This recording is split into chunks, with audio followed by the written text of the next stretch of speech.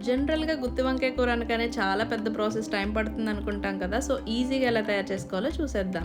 First వంకాయల్ని నీట్‌గా wash చేసుకొని ఇలా కట్ చేసి పక్కన పెట్టుకోవాలి. ఇప్పుడు పాన్‌లో 1 టేబుల్ స్పూన్ పల్లీలు లైట్‌గా ఫ్రై చేసుకొని, నువ్వులు, ధనియాలు, చిన్న దాల్చిన చెక్క, 2 లవంగాలు వేసి లైట్‌గా వేయించి వీటన్నింటిని ఒక మిక్సీ జార్‌లో వేసి 2 స్పూన్ల కొబ్బరి తురుము, అల్లం, వెల్లుల్లి, ఉప్పు, కారం, పసుపు, చింతపండు వేసి ఇలా పేస్ట్ చేశాక ఇప్పుడు కట్ చేసిన ఒక ఉల్లిపాయను కూడా వేసి మెత్తగా పేస్ట్ చేసి పక్కన పెట్టుకోవాలి.